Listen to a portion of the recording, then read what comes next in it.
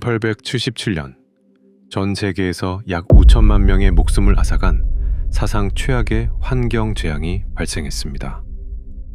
당시 인류는 그 원인조차 몰랐지만 150년이 지난 지금 과학은 하나의 이름을 가리키고 있습니다.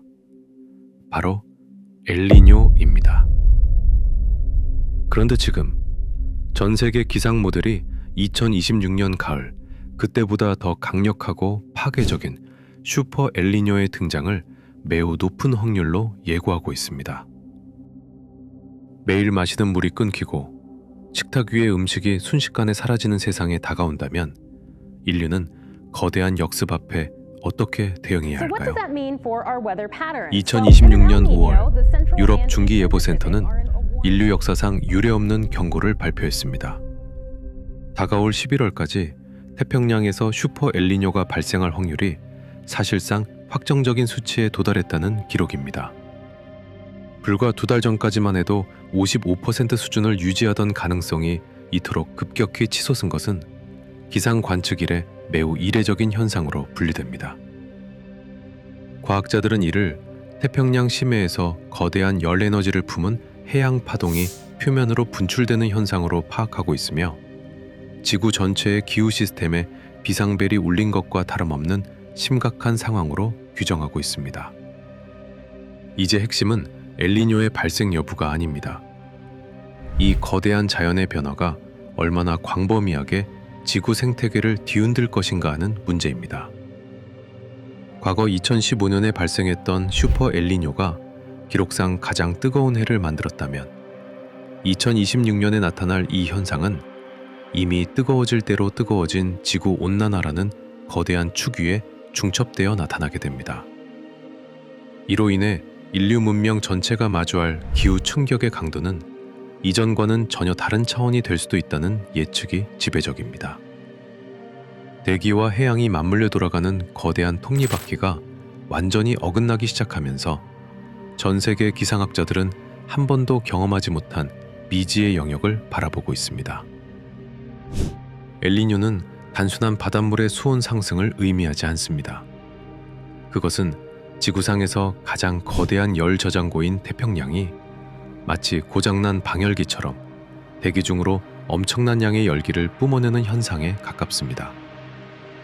정상적인 상황이라면 태평양에 부는 강한 바람인 무역풍이 따뜻한 바닷물을 아시아 쪽으로 밀어내고 그 빈자리를 영양분이 풍부한 심해의 찬물이 채워야 정상입니다.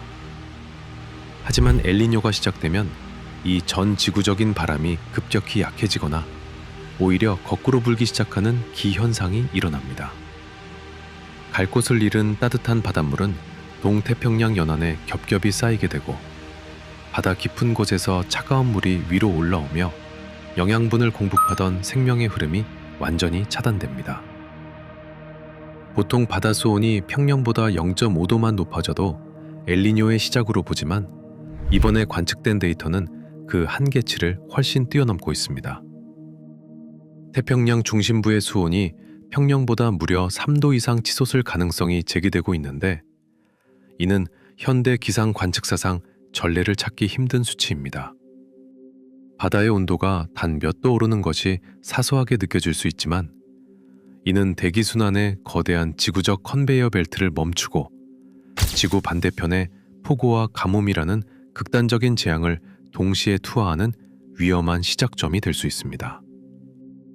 기상학자들이 이번에 포착된 데이터들을 분석하며 깊은 우려를 표명하는 결정적인 이유는 현재의 기후 궤적이 1877년의 비극적인 기록과 너무나도 흡사하기 때문입니다. 당시 전 지구를 덮쳤던 슈퍼 엘니뇨는 인도와 중국 그리고 남미의 브라질 대륙을 휩쓴 전례 없는 가뭄을 유발했습니다. 이로 인해 발생한 유례 없는 대기근으로 당시 전 세계 인구의 약 3%에 달하는 5천만 명에 가까운 이들이 목숨을 잃은 것으로 확인됩니다. 이는 인류 역사상 단일 기후 사건이 불러온 가장 치명적인 인명피해 기록입니다. 현재 관측되고 있는 태평양의 수온 상승 패턴은 당시의 파괴적인 궤적을 그대로 따라가고 있습니다. 물론 현대 인류는 150년 전에는 존재하지 않았던 초고압 전력 시스템과 글로벌 항공 물류망, 그리고 고도화된 농업 관계 시설을 갖추고 있습니다. 그러나 여기서 간과해서는 안 될 치명적인 약점이 존재합니다. 현대의 대규모 식량 생산 체계는 석유 화학 공급망과 인공 비료에 절대적으로 의존하고 있으며 이미 국제 정세의 불안정으로 인해 이 공급망은 심각한 불안을 겪고 있습니다. 기후 위기로 인한 생산량 감소와 복잡한 글로벌 공급망의 일시적 마비가 결합하는 순간, 과거의 비극이 현대적인 첨단 도시의 외벽을 흔들 수도 있다는 경고가 나오고 있습니다. 대중의 시선이 주로 당장 눈에 보이는 폭염이나 대규모 홍수에 머물 때, 과학자들은 지구 생태계 깊은 곳에서 일어나는 은밀하고 치명적인 변화를 추적하고 있습니다. 그것은 바로 지구의 허파로 불리는 열대우림이 거꾸로 인간을 위협하는 존재로 돌변할 수 있다는 가설입니다.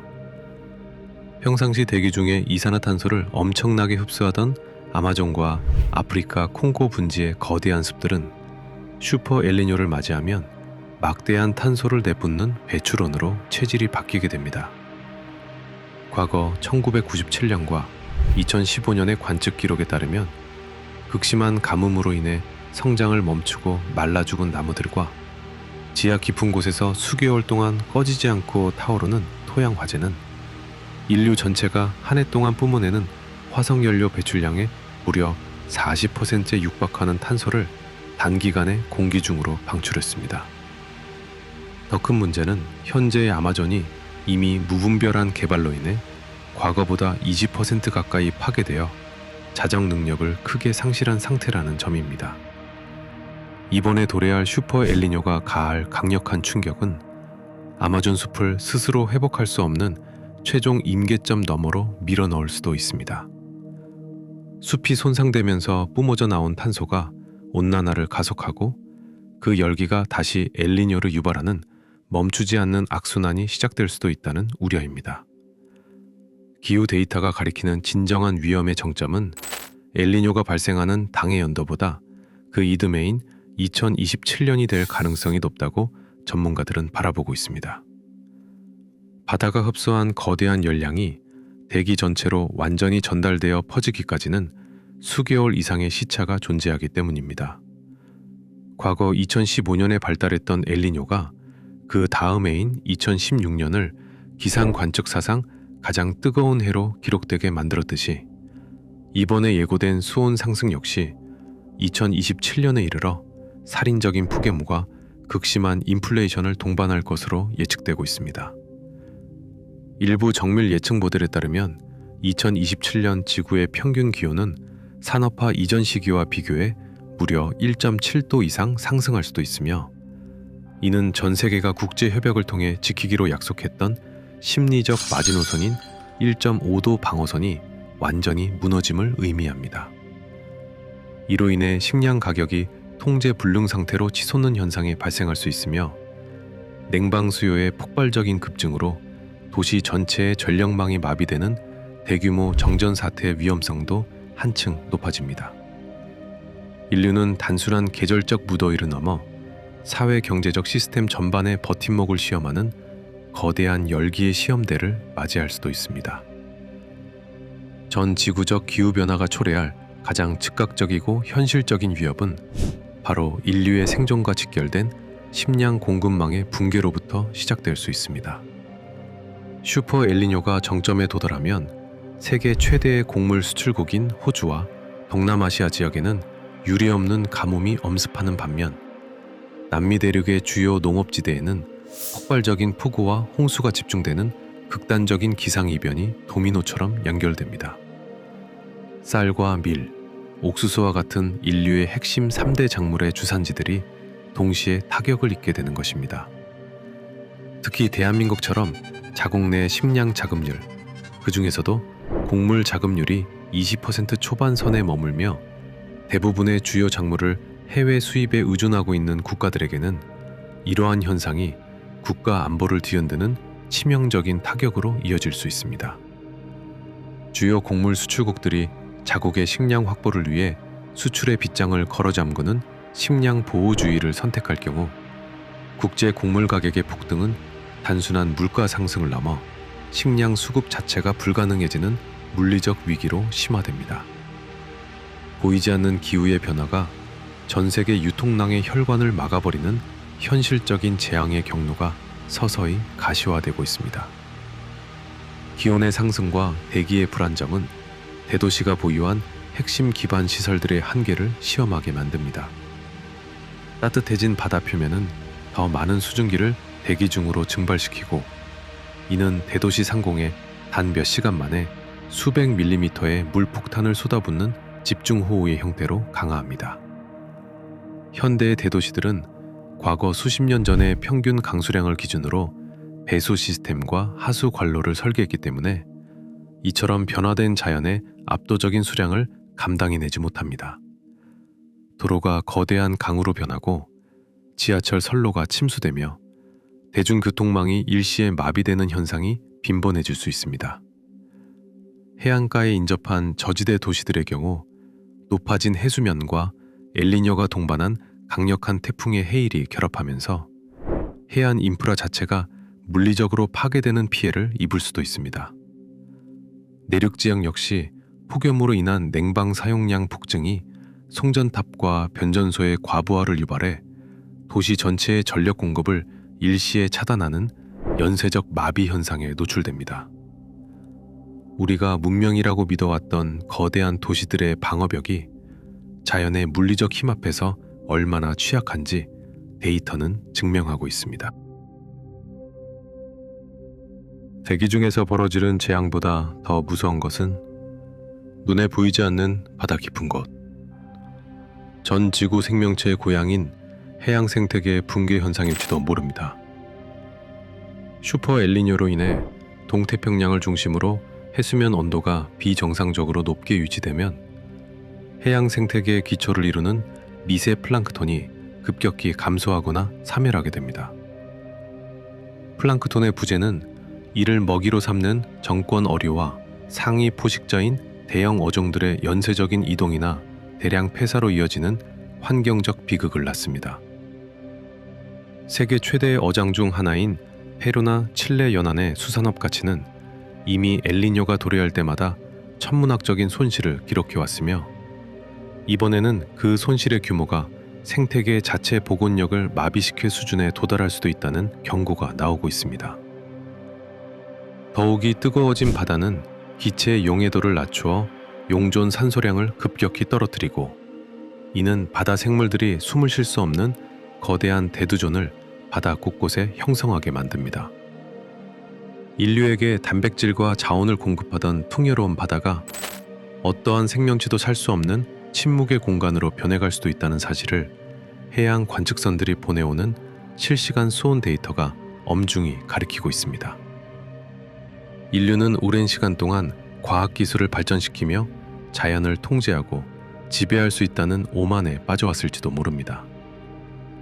인공 강우를 통해 가뭄을 해결하려 시도하고 거대한 방조제를 건설해 바다의 침입을 막아낼 수 있다고 믿었습니다. 그러나 엘니뇨와 같은 행성 규모로 움직이는 거대한 에너지의 흐름 앞에서는 인간이 도달한 최첨단 과학기술조차 극히 무력한 도구에 불과하다는 점이 명확해지고 있습니다. 슈퍼컴퓨터를 이용해 기상변화를 예측하는 것조차 기후 시스템의 무작위성과 급격한 변동성 앞에서는 예측의 오차 범위를 넓힐 뿐이며 다가오는 재앙을 단 몇 일 먼저 인지하는 수준에 머무르고 있습니다. 바다의 온도를 인위적으로 낮추거나 태평양 전체의 대기 순환 경로를 인간의 의도대로 바꾸는 기술은 현대 과학의 영역을 아득히 벗어난 일입니다. 자연이 내뿜는 에너지는 인류가 보유한 모든 핵무기를 동시에 폭발시키는 것보다 훨씬 강력한 물리적 질량으로 움직이기 때문입니다.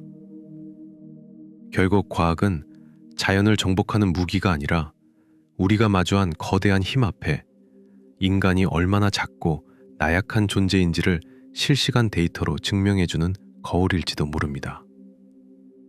냉정하게 인정해야 할 사실은 행성 규모의 거대한 에너지 흐름을 인간의 기술력으로 강제 정지시키는 것은 불가능에 가깝다는 점입니다. 그렇다면 인류에게 남겨진 선택지는 단 하나. 대항하는 것이 아니라 생존을 위해 변화하는 것입니다. 이제는 사후 약방문식의 단순한 재난복구 체계를 넘어 급격한 기후변화의 충격을 흡수할 수 있는 유연한 사회적 인프라로의 대전환이 요구됩니다. 도시 전체가 폭우를 흡수하고 가뭄 시기에 이를 활용하는 물순환 중심의 구조적 편협과 식량 자급률을 극대화하기 위한 폐쇄형 스마트 농업 인프라 구축이 그 대안으로 제시되고 있습니다. 우리에게 자원을 공급하는 기후 데이터는 닥쳐올 거대한 파도를 정확한 수치로 예고하고 있습니다. 이 명백한 경고의 신호들을 무시한 채 과거의 방식을 고수할 것인지, 아니면 문명의 생존 패러다임을 완전히 재구축하는 기회로 삼을 것인지는 오직 인간의 결단에 달려 있습니다. 자연은 스스로의 법칙에 따라 감정을 섞지 않고 오직 데이터로만 그 결과를 보여줄 뿐입니다. 이제 그 기록을 읽어낸 우리가 행동으로 답을 내어놓을 차례입니다. 다가올 시간 속에서 인류는 문명의 지속 가능성을 증명해낼 수 있을까요? 지금까지 PD는 외계인이었습니다.